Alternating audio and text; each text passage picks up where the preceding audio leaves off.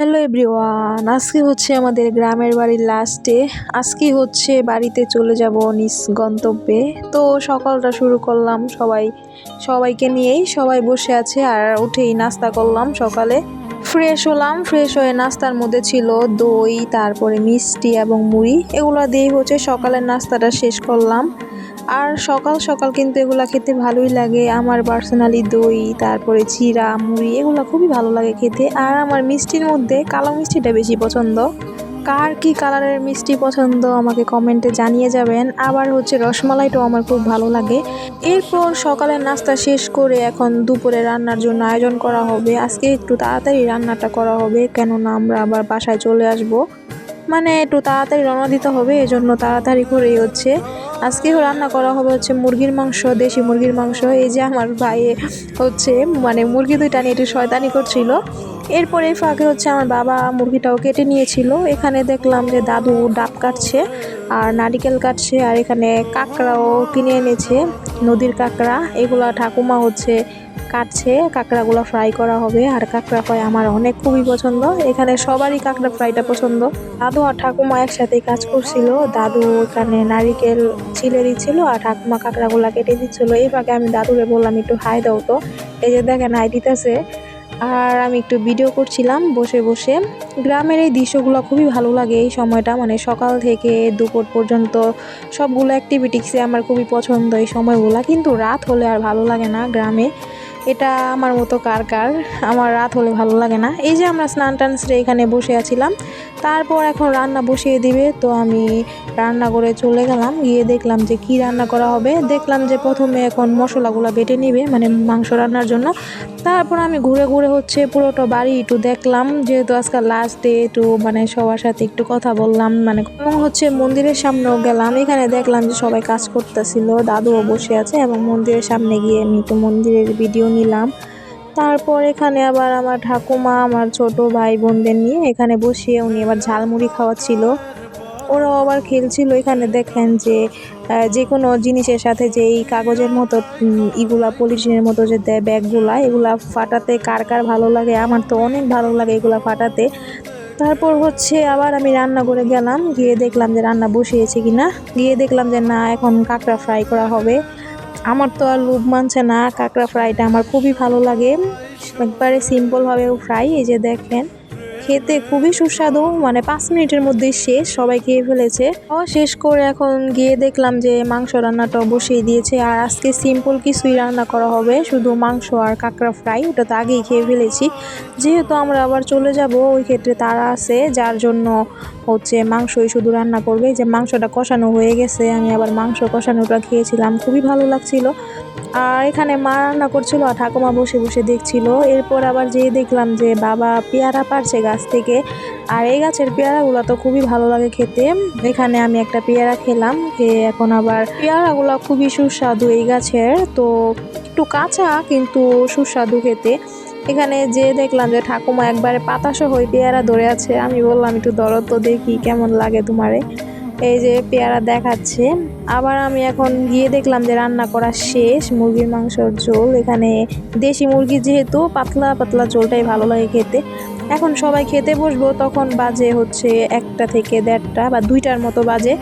আমিও খাচ্ছিলাম। মাংস রান্নাটা খুবই টেস্টি হয়েছে, খুবই ভালো লাগছে যেহেতু দেশি মুরগির মাংস। এখন হচ্ছে বাসায় রওনা দিব। তো খাওয়া শেষ করে সাথে সাথে আমরা সবাই রেডি হচ্ছিলাম বাসায় চলে আসব। তখন বাজে প্রায় 3:30 থেকে 4টার মতো। সবাই রেডি হয়ে এখন বাহিরে বের হয়ে গেলাম। এখানে দাদু আর ঠাকুমা আমাদের আবার আগিয়ে দিবে। তো ঠাকুমা আমার সাথে সাথে চলছিল, বললাম যে তোমার যাওয়া দরকার নেই। তারপর উনি বললো যে না, আমি যাই তোদের সাথে, মানে আমাদের আগিয়ে দিবে আর কি। তারপরে আমরা আবার হেঁটে যাচ্ছিলাম, কারণ কিছুক্ষণ জায়গা হচ্ছে হেঁটে যেতে হয় এখান থেকে, ওই নৌকা পার হতে হয় আর কি। ফার্স্টে হচ্ছে স্টেপ বাই স্টেপ আর কি 2-3টার মতো গাড়ি চেঞ্জ করতে হয়, আবার লঞ্চে উঠতে হয়। তো আমরা মানে নৌকা ঘাটে এসে পড়লাম, এখন নৌকা দিয়ে এই নদীটা পার হব। আমরা সবাই হচ্ছে নৌকার উপর এখন উঠে যাব, লাস্ট বারের মতো বলে দিলাম যে যাও আমাদের বাসায়। তারপর এখন নৌকায় উঠে দেখলাম যে ওনারা দুজন বসে আছে, আমাদের দেখছে আমরা কত দূর যাচ্ছি আর কি। নৌকাটা পার হয়ে আমাদের আবার একটা গাড়িতে উঠতে হবে, ওইটা হচ্ছে কিছুক্ষণ জায়গা আবার হেঁটে যেয়ে আবার গাড়িতে উঠতে হবে আর কি। আর এই ভিউটা খুবই সুন্দর ছিল, ঠান্ডা ঠান্ডা আবহাওয়ার সাথে আবার রোদ, খুবই ভালো লাগছিল আর কি। এই বিকালবেলা রোদটা কিন্তু গায়ে লাগে না, খুবই ভালো লাগে এই সময়টা। আর নদীর জলগুলো খুবই শান্ত ছিল, মানে প্রাকৃতিক এই দৃশ্যটা খুবই ভালো লাগছে আমার কাছে। আর এই গ্রামের এই সুন্দর দৃশ্যগুলো আমরা মানে উপভোগ করতে আমার কাছে খুবই ভালো লাগে। আপনাদের কাছে কেমন লাগে জানিয়ে যায়েন।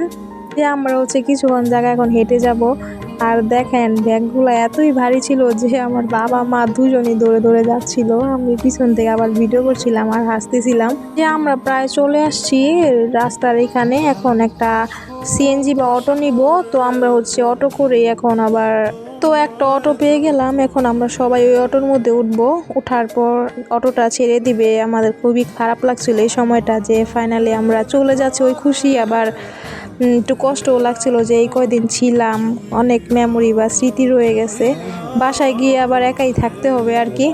যাই হোক, যেতে তো হবেই। তো গাড়ি ছেড়ে দিছে, এখন আমরা চলেও আসলাম লঞ্চ ঘাটে।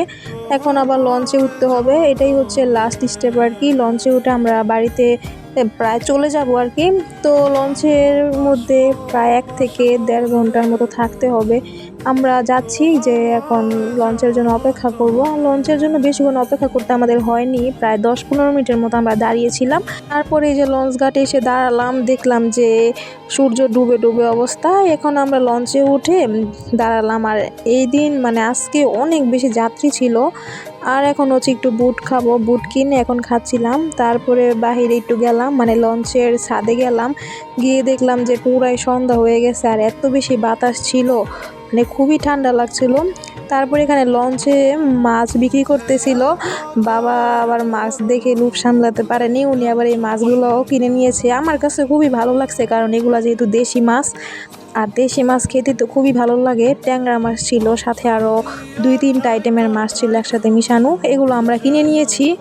আর লঞ্চ থেকে দেখলাম যে অনেক শিপ জাহাজ এগুলা যাচ্ছিল, বালুর বালুর জাহাজ না কি যেন বলে, এগুলা যাচ্ছিল। এই যে মাছগুলো আমরা কিনে নিলাম, নিয়ে এখন ফাইনালি আমরা চলে আসলাম আমাদের নিজ গন্তব্যে।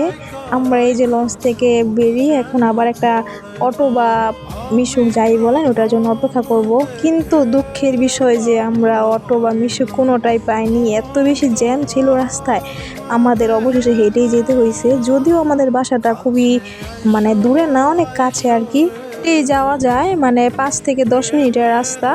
তো হেঁটে যাচ্ছিলাম, সাইডে হচ্ছে অনেক রকমের ফল, শুটকি, সবজি এগুলা বিক্রি হচ্ছিল, আমি আবার একটু ভিডিও করছিলাম। তো হেঁটে যেতে খারাপ লাগেনি, জ্যামে বসে থাকার থেকে হেঁটে যাওয়াই ভালো। তো মোটামুটি হচ্ছে আমাদের বাড়ির কাছাকাছি চলে আসছি, এখন মোটামুটি 2 নাম্বার গেটের কাছাকাছি চলে আসছি। এখানে একটা মার্কেট ছিল, যারা নারায়ণগঞ্জে থাকেন এই মার্কেটটা চিনবেন, আলমাস পয়েন্ট।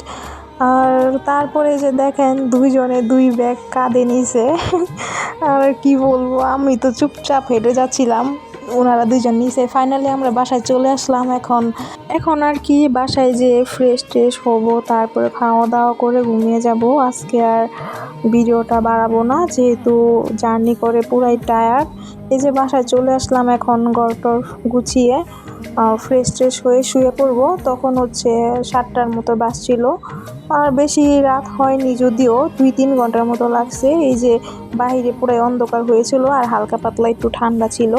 তো আজকের ভিডিওটা এই পর্যন্তই ছিল। যদি ভালো লেগে থাকে অবশ্যই লাইক, কমেন্ট এবং শেয়ার করবেন, এবং পরবর্তী কোনো ভিডিওতে আবার দেখা হবে। টাটা।